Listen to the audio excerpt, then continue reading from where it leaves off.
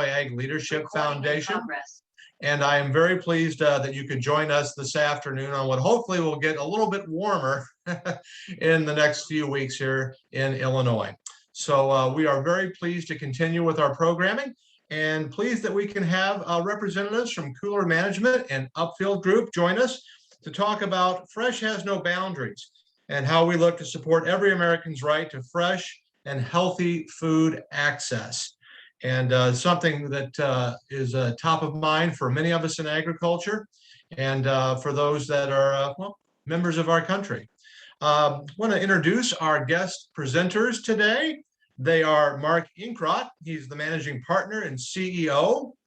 Mark is co-founding partner of Upfield Group, strategy consultant and entrepreneur with nearly 20 years of experience developing growth strategy for clients in agriculture, food, and sports sectors. Mark is also the managing partner and CEO of Cooler Management and Upfield Group portfolio company, recently acquired to address the needs of the charitable food system while providing core business solutions to refrigerated CPG brands. Prior to founding Upfield, Mark was a professional athlete and a longtime employee of the dairy industry and is also an alum of our IALP class of 2020. We are also being joined by Melissa Malcolm-Cullison. She is the Vice President of Corporate Partnerships. Melissa is the newest member of the Cooler Management team, leading their PR and corporate partnership strategy. She comes to the group from the famous Got Milk campaign, where she has spent the past 12 years building consumer and industry-facing activation programs to increase fluid milk sales. Under Melissa's oversight, she has launched consumer programs under Got Milk and the Milk Mustache, Built with Chocolate Milk, and the first ever national charitable milk donation program with Feeding America, the Great American Milk Drive. Melissa's expertise in hunger also extends to the USDA commodity purchase programs. She was pivotal in developing the first fluid milk TEFAP purchase program, which paved the way for additional government dairy commodity purchases during the pandemic and current stimulus programs. And we are very happy to have you both joining us this afternoon. Mark and Melissa, thank you. Todd, thank you for having us, and it truly is an honor to be here today. I want to also just give a shout out to the sponsors.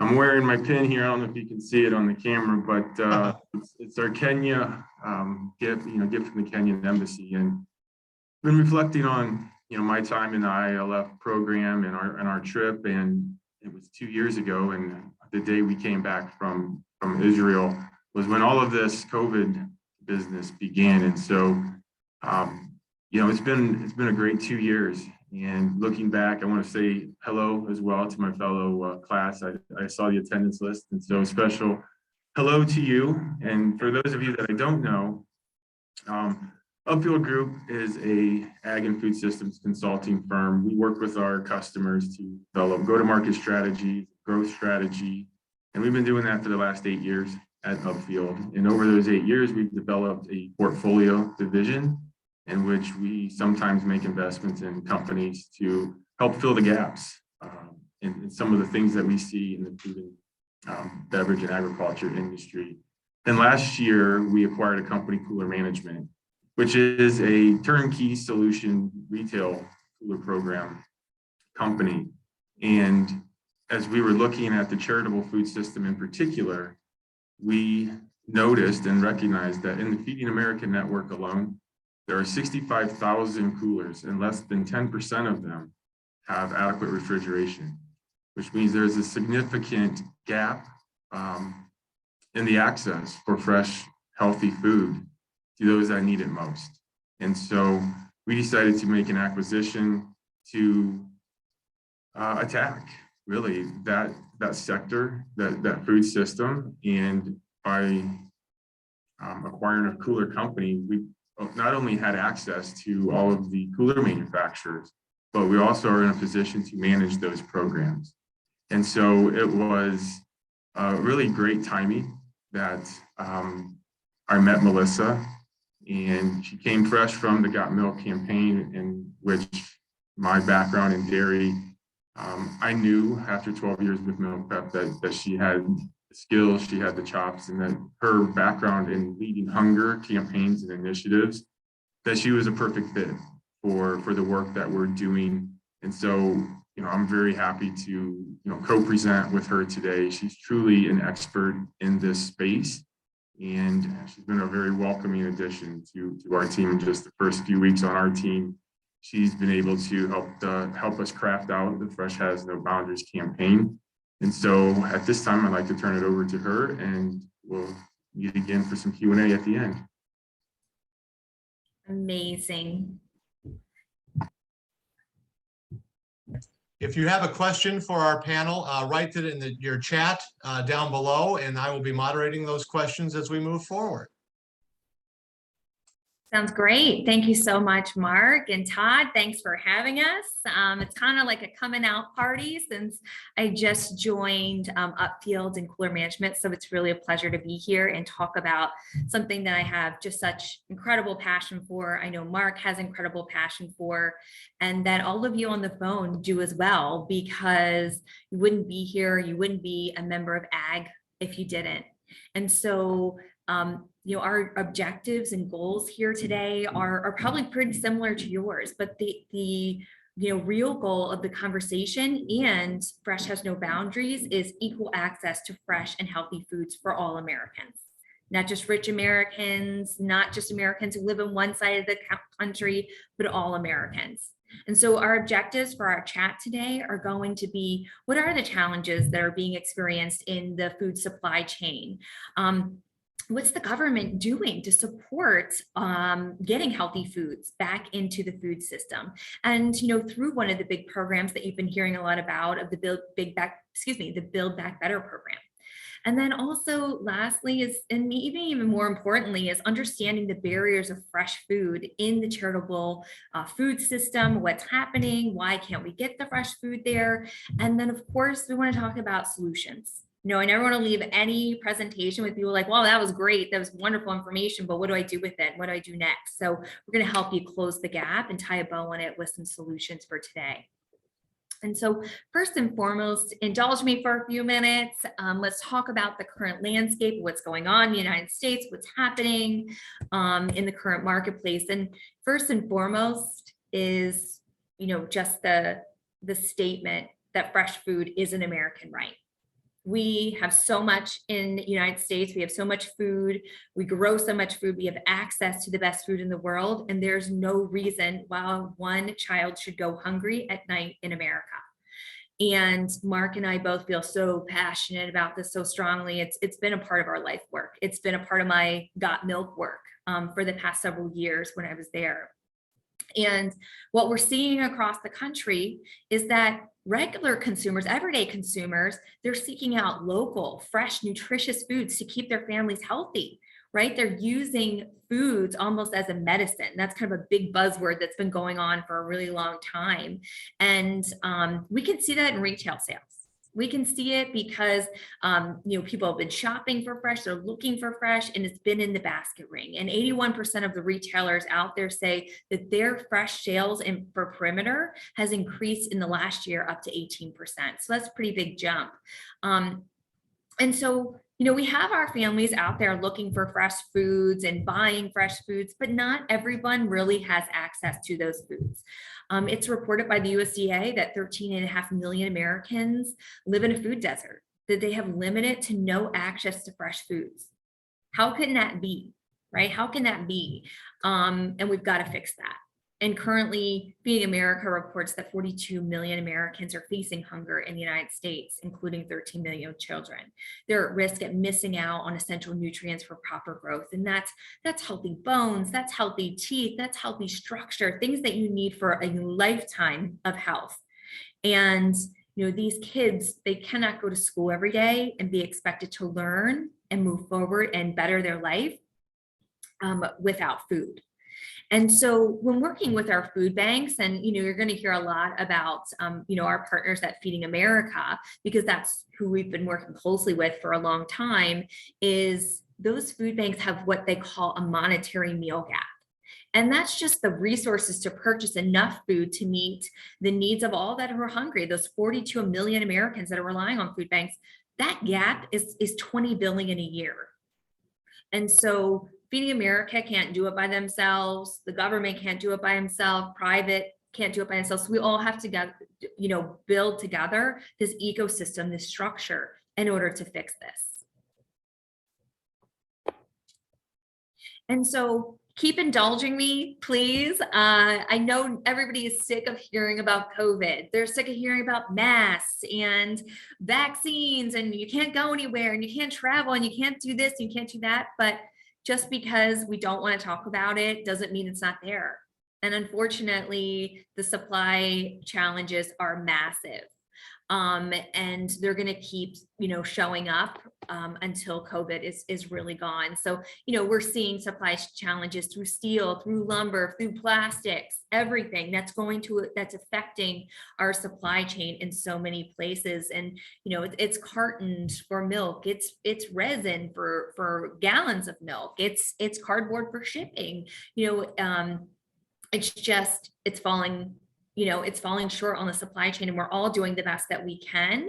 But what that's also creating is a lot of food waste that I know each of us on the phone, just cringe at hearing, because nobody wants any food to go to waste, because we work so hard to grow that food and get it to the places it needs to get to. But unfortunately, our farmers and our food processors are left with pretty limited options at certain points of time of, where are they going to ship that extra food with disruptions in retail and food service and schools? I've been, the end of December, I was getting calls upon calls from my milk processors across the country saying they just unexpectedly shut down schools for the next 2 weeks. Help me rehouse 50,000 pints for this district. And that was happening all over the country.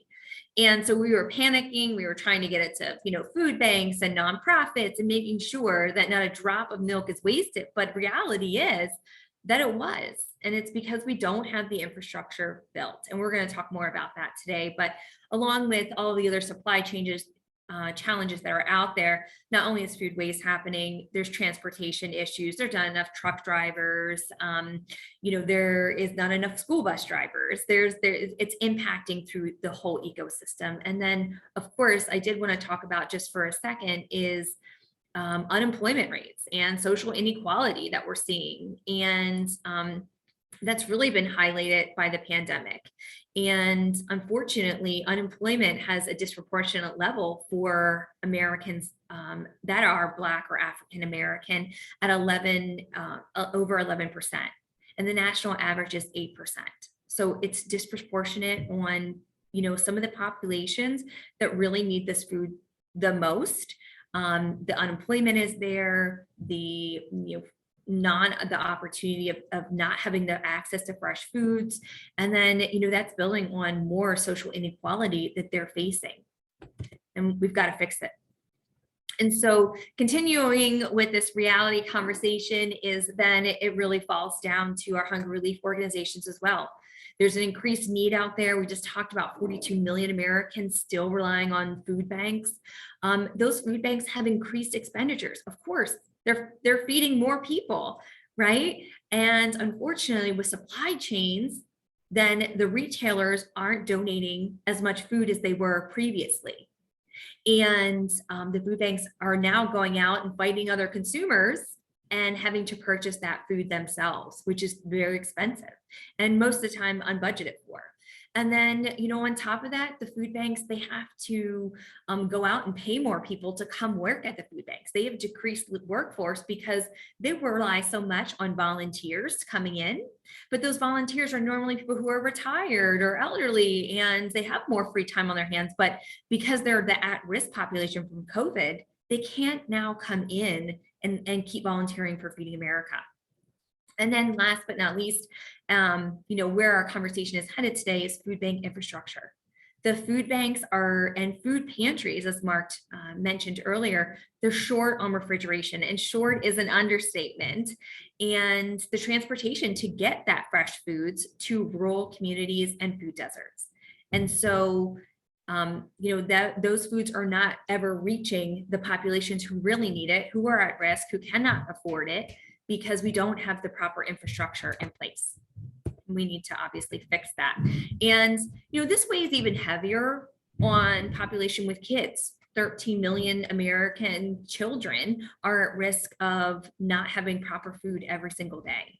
And that's pretty scary. I'm a mom, probably many of you on the phone, have your own families and kids. And it is heartbreaking to me to even think of my child, let alone another child, not having access to food and healthy food at that. And they're already facing so much in the world and culture of, the COVID effects alone weigh heavy. And as an adult, how heavy they weigh just on you and the anxiety that it creates. Well, with kids, they are working through instability, school challenges, constant wearing of the mask, sickness, maybe illness in their family or someone passing away. It has created an epidemic of childhood depression and anxiety. And then you add to that little to no access to food, let alone healthy, nutritious foods. How can you expect these kids to thrive and achieve and go to school and better their life and get out of maybe a community that they don't want to be in anymore? And the simple answer to that is they can't. They can't better themselves. They can't do better without food. Food is the foundation for life. It's the foundation for health. It's the foundation for success. And unless we all do our part to fix this, we cannot expect people to strive and get themselves out of the positions that maybe they're in and they want to better their lives without food. And so our conversation today is really going to advance into talking about the poverty cycle and ending the poverty cycle. It starts with healthy food access. And it sounds pretty grand, right, in this conversation, but when you think about when you're not hungry, what you're able to do, what your mood is like, how do you feel? When I get something healthy in my belly and a glass of milk or something rich in nutrients, I feel like I could work all day, all night, because I feel empowered and full and I can focus. And when kids don't have that, they won't focus. They cannot learn. And so it is such an important part of starting the conversation of ending the poverty cycle with access to healthy, fresh food. And so for a minute, I'm just going to pause and say, we cannot do this on our own. We have to look to our leaders. We have to look to all of you that are on the call today to think about what we can all be doing to change this. And, I'm in DC and I know the Secretary Vilsack, and he's been in dairy and ag for a really long time. And I look to him as our leader, and he's been doing amazing things. And I took this from his Twitter account and I loved it. I just felt like it was a great statement for where we are right now and how we need to move forward. Indulge me again for a second where I read the next slide is, let's transform our food system, ensure equity, end the pandemic and the nutrition and security, and rebuild our rural communities. Amazing. That's exactly what we need to be doing.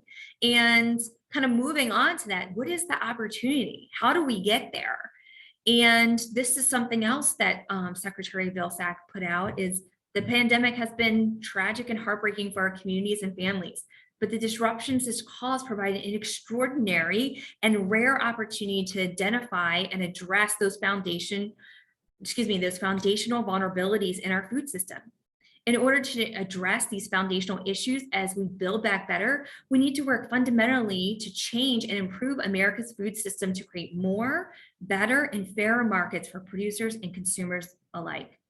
And this has stuck with me and Mark for, the last week or two when we were thinking about this presentation and, what a big project and opportunity this is for agriculture, for America, for our decision makers and our leaders to push forward with. And so just talking about just a few of the nuggets under the Build Back Better program, the Build Back Better program is huge, right? There's trillions of dollars behind it. But what's important for us is a few of these pieces. And within Build Back Better, leveraging American agriculture to address Americans' food needs are these kind of top acronym programs. And the first and foremost is the Local Food Purchase Assistance Cooperative. And that's $600 million of cooperative agreements with state and tribal governments to procure and distribute local and regional foods and beverages that are healthy, that are nutritious, and unique to their geographic area. $400 million will go to support emergency food providers, and up to $200 million will support school nutrition programs. And then you have a program like DDP, the Dairy Donation Program.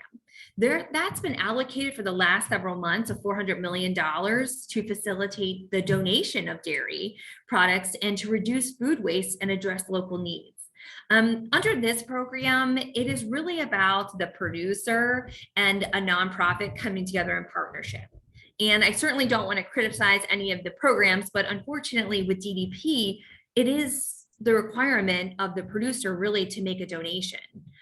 They're only getting a portion of those dollars back under DDP. And so, we have been working on some structure with consulting on the side with Mark's team of how do we take advantage of programs like this. And the layering effect would also be, with TEFAP, which is the next one, and that's the Emergency Food Assistance Program.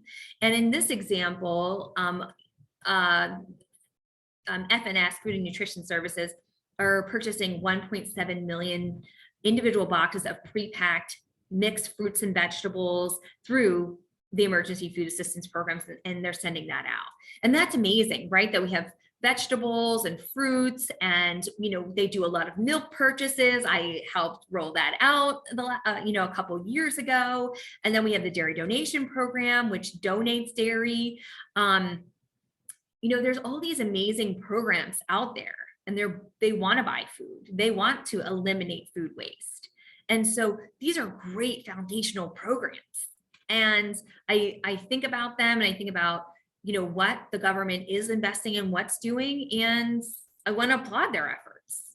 They're doing an incredible job of thinking, okay, how do we make things more equitable? How do we buy American? How do we get the foods that we already grow to the people who really need it most? And so on this discussion, this conversation, if there's all these food purchases, if there's billions of dollars that are going into government food purchases and donation programs, well, what's left to solve? What are we talking about today? And the idea is, without the refrigeration infrastructure, what's happening to those billions of dollars of food? And I'm going to tell you, but you already know, right? You already know. In this slide, I absolutely detest, I hate, because it is so impactful that our incredible, nutritious, healthy food cannot be refrigerated, can't be saved, and it gets dumped. And that also goes for all of the dairy products, the meats, the poultry that wants to be donated, that wants to get to the food banks, but it can't because there's no refrigeration infrastructure.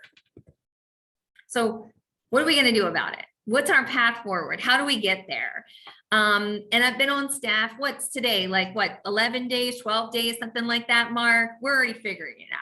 Right? We already know in our heart, in our minds, in programs that we've already built, how we can solve this, how we can do it together. And so we've recently just launched a program, and it's called Fresh Has No Boundaries, Fresh Food for All. And this campaign, the goal is to create awareness of the desperate need of refrigeration infrastructure through the U.S. charitable food and school systems, while providing innovative solutions to offer equal access to fresh foods that truly nourish and power the potential of every American. And this is such a powerful message and timely message for what we all need to do together in order to achieve. And just some additional stats behind it. I know I don't need to tell you guys because you're living it every day, but food waste is enormous. The USDA estimates 133 billion pounds and $160 billion worth of food are estimated every year as food waste. Feeding America can only take in, or only has taken in previously, 3.6 billion pounds of food. And the reason for that is because the infrastructure is not there. And Mark, offered this stat earlier, but Feeding America has over 60,000 food pantries across the country. They operate on 200 food banks. Underneath those 200 food banks, there's 60,000 food pantries, and they're estimated that only 10% of those food pantries have proper refrigeration to safely store and serve food.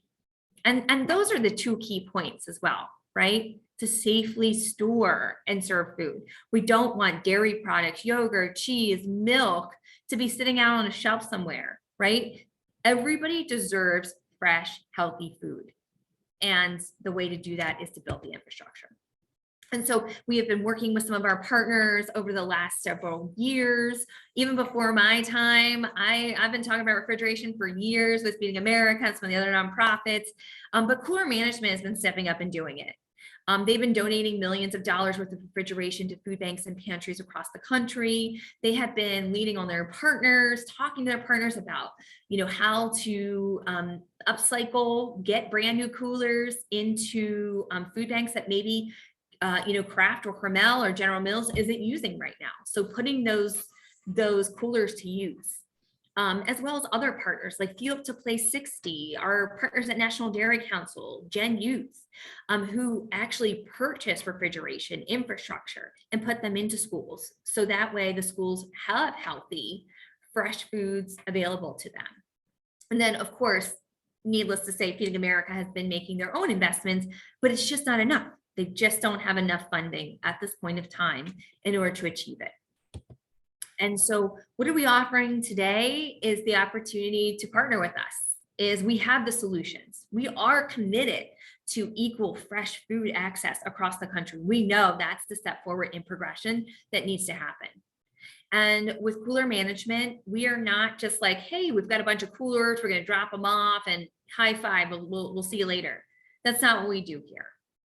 Anybody can sell a cooler or put a cooler into a food bank, but the opportunity is that we help manage the program, we help manage the process, we take a look at what the needs are and put the right coolers, the right infrastructure in at the pantry level, at the food bank level, and the connectivity to those food deserts and places where they just don't have equitable access to food. And so how we do that is through our program management of also making sure we have a really close eye on maintenance and repairs. The food banks don't have a lot of money, and they need to make sure that those food refrigeration coolers last, and we help do that. We help make sure we have a team that goes in and repairs them or keeps the upkeep so they keep, all those valuable fresh foods safe and healthy. We also obviously have access to, as Mark mentioned earlier, 15 of the refrigeration companies from around the world that we can get anything at any time to build. And then we have our own innovation. And I'm going to show that to you right now. And it's called the Park Market. And we're so proud of this because it really is going to be a solution for the food deserts and the rural populations that don't have access to fresh. And so the Park Market is this, supermarket, fresh market on wheels. It's got the capacity to hold 3 tons of fresh food. And what does that mean? That could be fresh food for a week for 300 families in just one stop, right? It's amazing where it's a very easy, accessible system that anybody could purchase. And with the Park Market, the 3 big points behind it is that it's market fresh. It allows recipients to shop with dignity, and that it's very accessible. And I'm going to go through those in just a second, but just think about that. Think about with your own shopping habits and your own family. You don't want to be handed a bag of food that you won't eat, right? It creates more food waste. It's not sustainable. And then we're back to problem number 1. And so with the Park Market, it's amazing because it's a walk-up market that offers fresh, nutritious foods to food insecure Americans located in food deserts or rural areas. It's a market on wheels.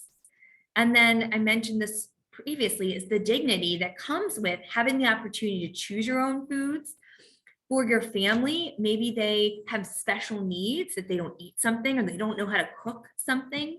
And diet requirements are pretty prevalent right now. And so it really gives people the ability to pick and choose what they know, what they feel comfortable with, and what they know they're going to eat.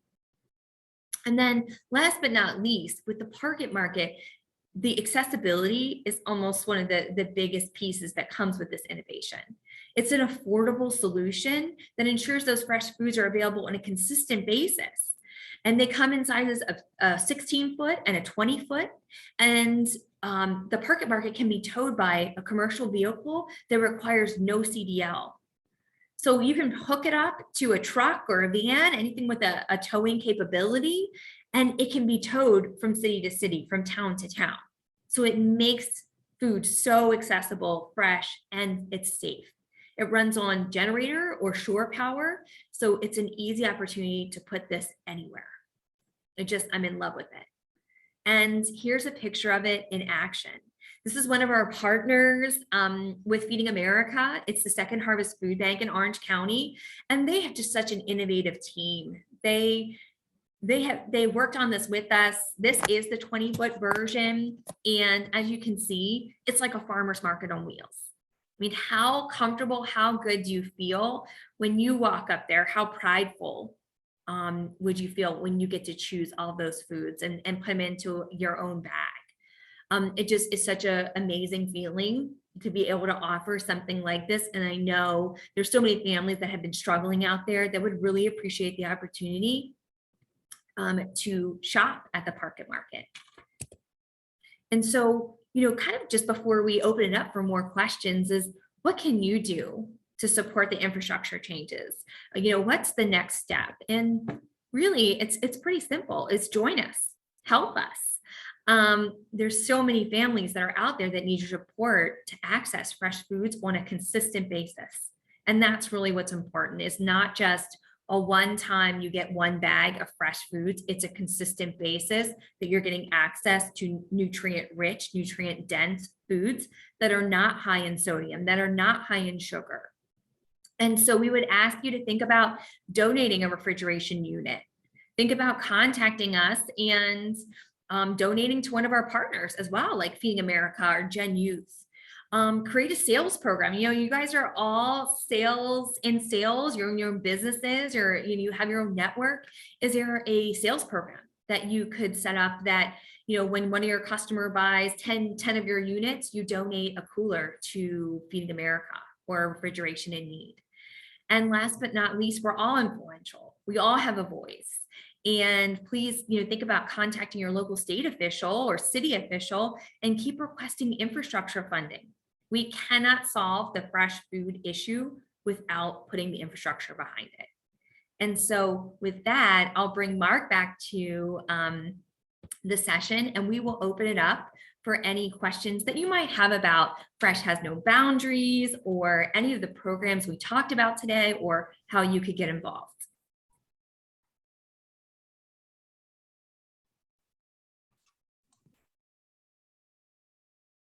Thank you very much, Melissa. Appreciate it. And we'll turn it over to Mark. Yeah, I want to say nicely done, Melissa. Obviously, you can see her passion for this topic. If I could, I'd just elaborate a little bit on the market. Melissa's been with us for all of 10 days, 11 days so far. And so, the design of the market and that the images that you saw was the original market design, which was a 52-foot version that we worked with Second Harvest on. And what they found was that we could get almost the equal amount of food in a 20-foot. And we've continued to innovate into a 16-foot, which has made the market more nimble. It's allowed us to go down to that non-CDL licensed driver, so a volunteer can pull it and merchandise out of it. So we continue to innovate and without losing that 3 tons. So right now, Second Harvest Orange County in California is able to deploy the 20-foot market twice a day and reach 600 families a single day. And they're doing that on plan for 6 days a week. So you can see what one market can do when a national disaster or when there's an entire food desert, and you can send a fleet 5 or 6 market markets can literally feed an entire food desert. So we're extremely excited about the potential. We've got really strong manufacturing partners that are building quality products for us. And as Melissa said, it's not one single solution. The market market's not going to do it. 30,000 coolers is not going to do it, right? It truly takes partnership and collaboration amongst people who care about this topic. And I think there's no better industry to be in than agriculture and food. And, you know, we sometimes say we live in the land of milk and honey, yet so many of us who live here do not have access to it. So the philosophy is there. I can tell you that in a very short amount of time, Melissa has added tremendous value to our team, bringing with her, you know, not only the expertise in navigating through a very difficult USDA landscape and funding platforms, but just, you know, we're building a team here at Upfield and Cooler Management of people who care about these topics. And I know that people who are in ag and food every day, specifically my farmer friends, right? I know this is important that we get it right. And so that's why we're here today. And again, I thank you all for showing up, and, you know, we're here for your questions. Well, and we do have some, Mark. Our first question is our questioner applauds your efforts and states that they've read that the need for food banks and soup kitchens continues in spite of a strengthening economy. As we move beyond COVID, are you working with any organizations to teach people to fish rather than give them fish? You might take that one, Melissa, or? Sure. Yeah. So, every day I think people are improving their situations, working to improve. But you can't do that without the base and the foundation, right? And so programs that we have started previously and that we're in works with companies like NBC is also fresh, healthy eating, fresh, healthy cooking, right? To get people off of candy bars and, using their local bodega or market and going in and buying unhealthy foods. And what this does is it gives the opportunity to not necessarily just teach to fish, but to teach someone that maybe they didn't have these foods before of what healthy eating can be and what healthy eating should be. And so then the next step, instead of, not knowing what maybe that product is, they'll take it home, they'll eat it. And, maybe that's a jumpstart for a new lifestyle or a new choice when they're making it at the supermarket. But our limitations here with Cooler Management. We focus more on food and nutrition education.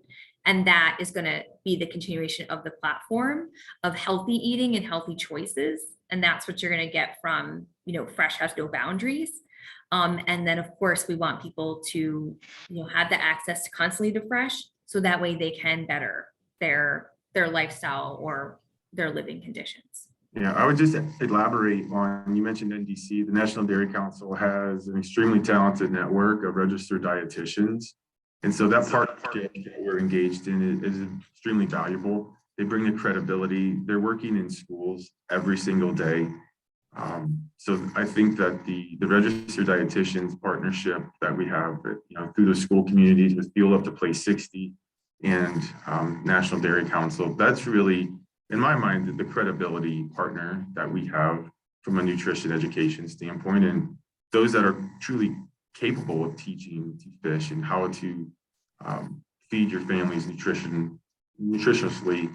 And it starts at a young age. And so I think the school education pieces are equally important there. And having worked for NDC and DMI, for a good part of my career, there's some incredibly talented people in that network. So, as Melissa said, we're all limited by our resources, but that's why, again, I go back to collaboration and partnership. It really, truly takes all of us to lend a hand. Yeah, I agree. I completely agree. And I think it's a great, fair question, but it goes back to, without food and the basis of food, kids aren't going to school. They're not doing their homework. They're not showing up for class, right? And they can't better themselves. So this is the foundation. of fresh food and healthy food and nutrition education so that they can move on in life and advance. But we got to give them that chance. All right, next question that has come in. You mentioned residents purchase the fresh food, excuse me. Is it at a subsidized rate?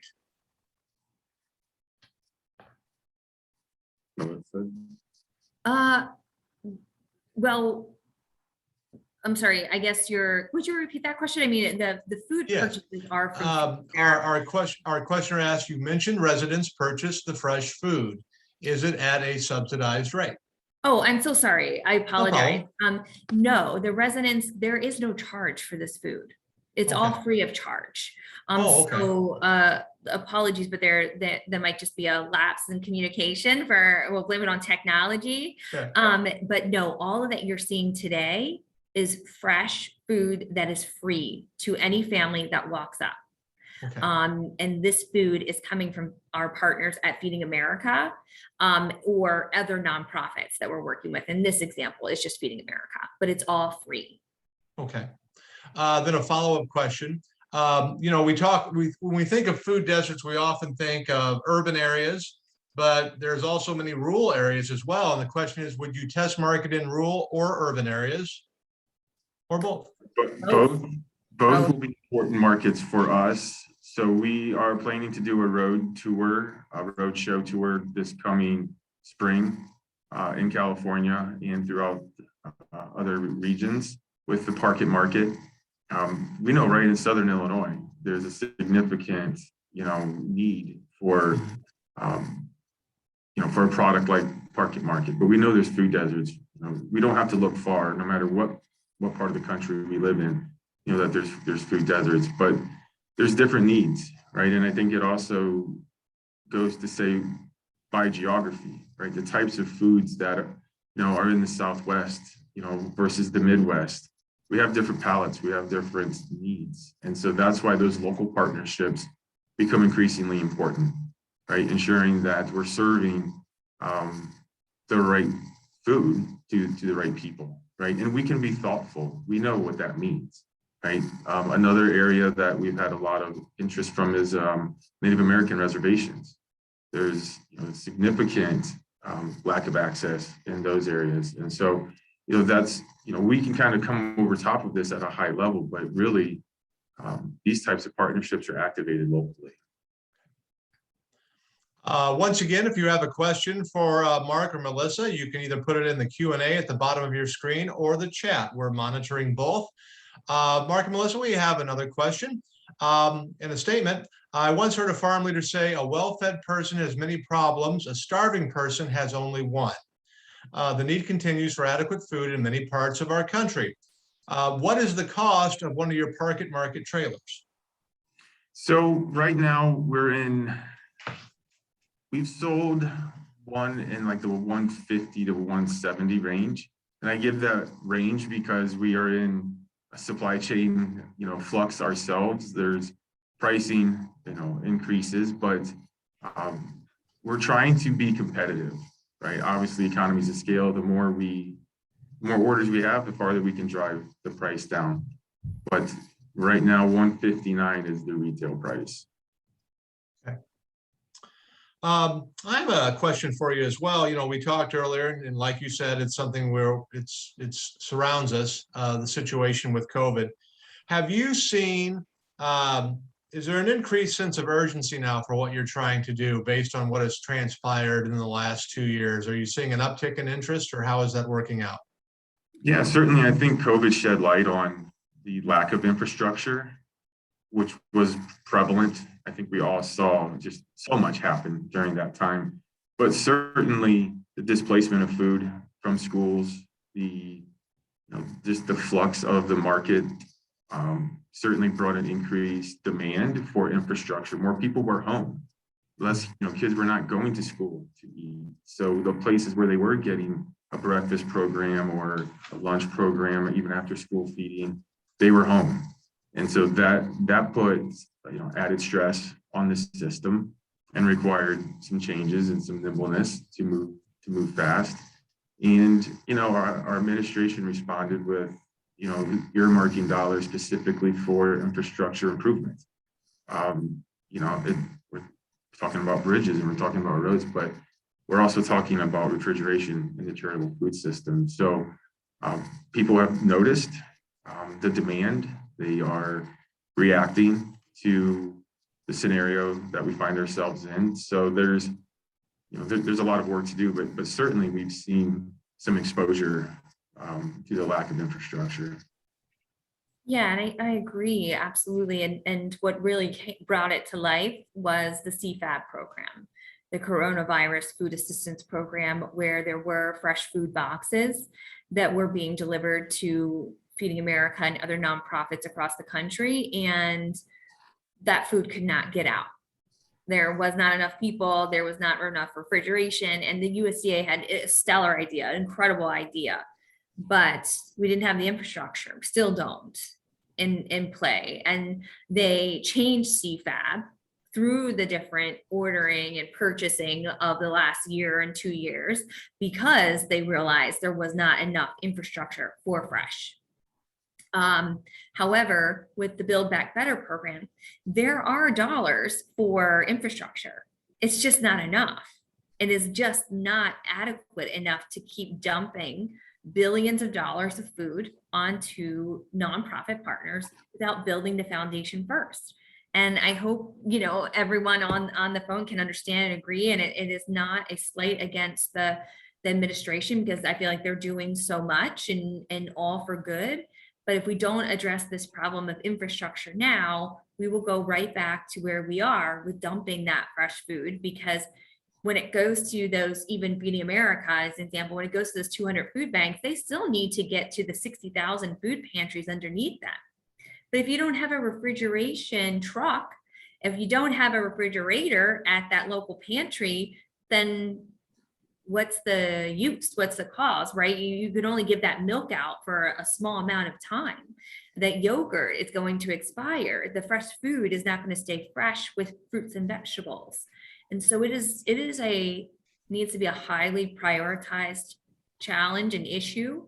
And there right now is not currently enough funding from national government for what the infrastructure needs to be. What role do you see the private sector playing in that outside of government? Yeah, I think a lot can happen with private sector. And there's a lot of opportunity. And that, thanks for kind of being the bridge back on that, Todd, is there is a lot of companies that could start making donations, start making things like this. Feeding America has plenty of grant funding that they're looking for, or donations that they're looking for. And is to just ensure that your local food pantry has a refrigerator. It is going to take all of us to say, okay, I'm going to make a donation. I'm not going to make a donation of food this year. I'm going to make a donation of refrigeration. And I know that that's kind of bold and out of the box thinking, but you have to think about all of our retailers across the country that we've built programs with for years that are shelf stable items. And each of us, when we go to check out, we slide our card and we say, yeah, we're going to donate $10 because it's a shelf stable bag of food, but there's no fresh food in those bags. Is that the food that we want to eat and serve our families? Probably not.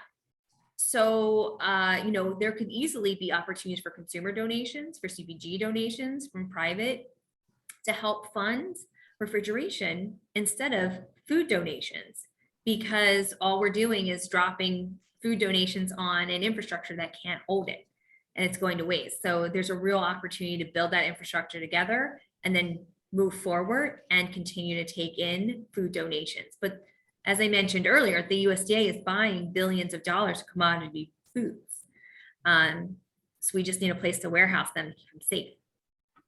Yeah, that kind of leads into another question that I had. You brought up the one slide speaking about, the billions, of food, and that we're really only tapping into a fraction of that. I would assume many people, we see commercials for Feed America, and we see grocery store chains and so forth advertising. And yet the problem is that we basically have, what you're saying is we basically have this bottleneck that, you've you've got, you've got the gas, but you don't have the car to deliver it, or to use it with. And you mentioned the big step of, we talk about food donations, but maybe another step is, working on, the food is obviously there.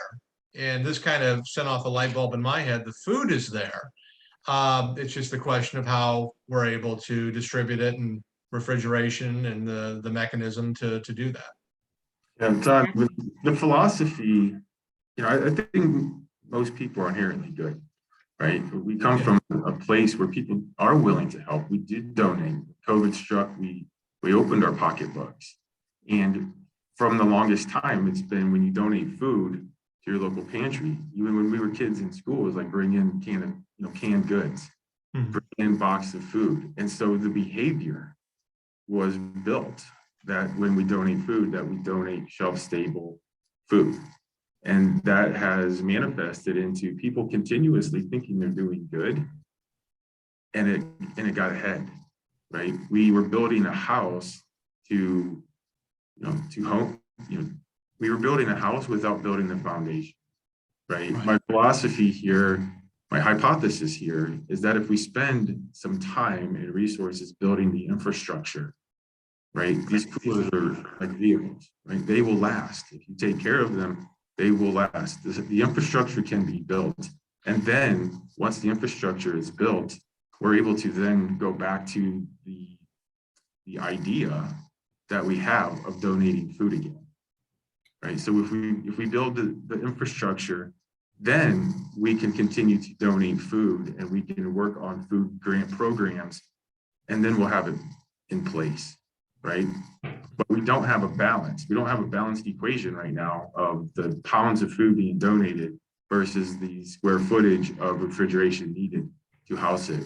And until we get that balance right, we're not going to have a balanced equation. So there's always going to be food waste. And, I've been doing food waste programs and consulting and speaking in DC on this topic, private partnerships with digesters, and,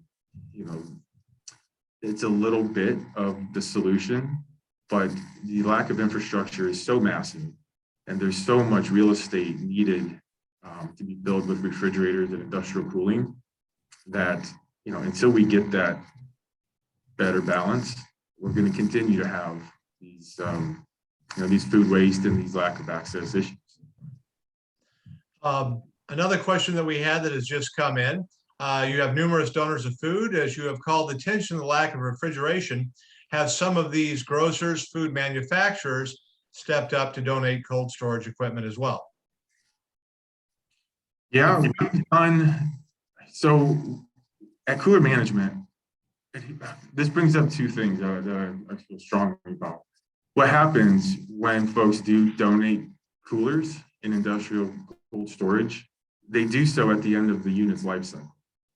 Okay. So again, like the retailer or one of the CPG brands that we work with has a cooler in place for a few years. They start having trouble with it. They'll say, all right, why don't you get it out of there, put it into a food bank, we'll take a tax break on it, and we'll replace it with a new one. So what does happen is, yes, people are donating coolers. We put 3,000 coolers in pantries over the past few years with the help of Hormel, and we did a program with Walgreens when they did their redesign. But the problem is it's not a sustainable solution. Okay, they're putting old beat up units in there that might have a year left. And then once the pantry finally gets in a groove and they're serving fresh food, the thing goes down because it's 10 years old and it was at the end of its life cycle. So we're getting closer. Again, I think people's hearts are in the right place, but until it's a priority, until you're managing a program and bringing quality refrigeration products in, again, the infrastructure is not sustainable. And so a big part of our campaign and the work that we're doing is putting quality refrigeration in place so that for the next 8-10 years, there is a unit at that pantry. It's being serviced. We have it on a preventative maintenance program, and that pantry only has to worry about getting food. Once again, we just have a few more minutes here left with our conversation with Mark and Melissa. So if you have a question and answer button on the bottom of your screen or the chat button. I did want to circle back around with one of the things that you mentioned briefly about natural disasters. I mean, it seems like, when it rains, it pours. And we have had a string of natural disasters that take out not only whole communities, but regions of the country.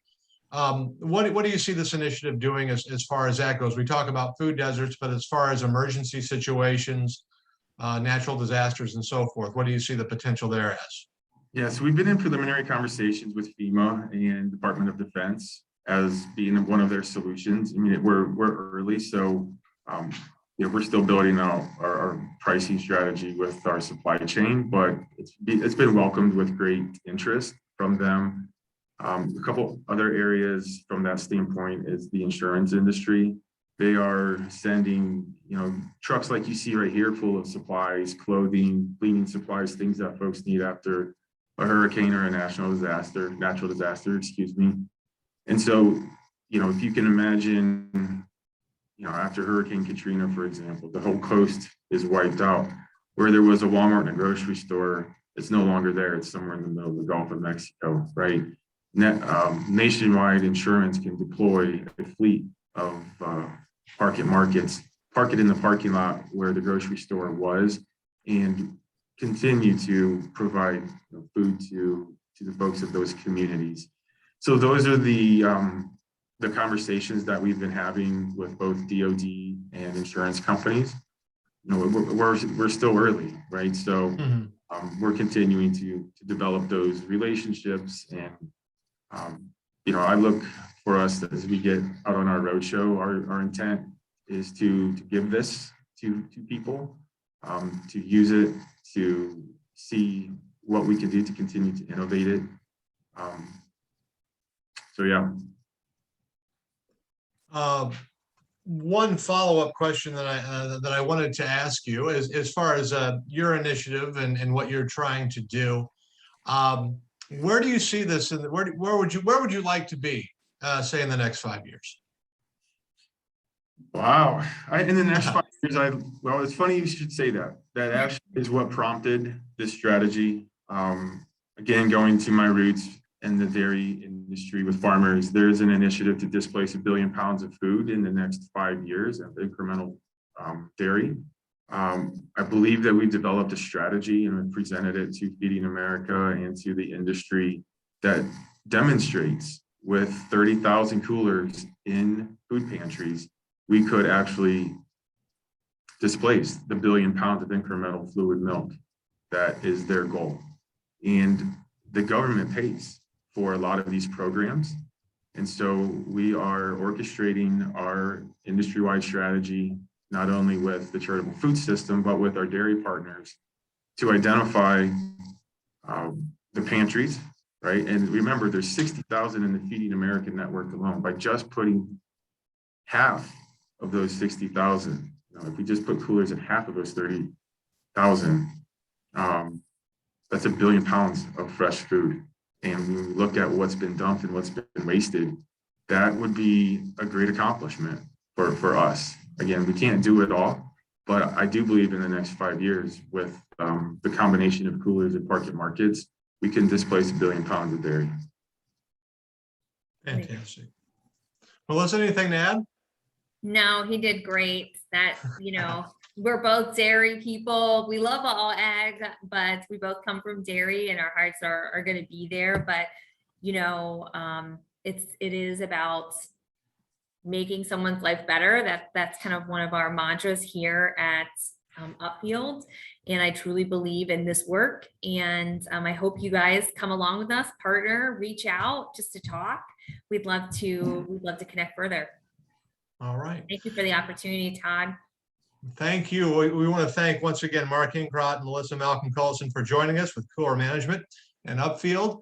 And very nice conversation. And we want to thank you for spending time with us this afternoon. Also want to thank our sponsors, Gold Level Compere Financial, and our silver sponsors, Growmark, Bear, and the Mashoffs LLC, for making this webinar possible once again. Mark and Melissa, best of luck to you. Thank you everyone for joining us this evening. As we go into the evening, it is 5 o'clock, and hope you have a pleasant night and a very nice week and the rest of your work week. Thank you so much, and we've concluded the webinar for this afternoon.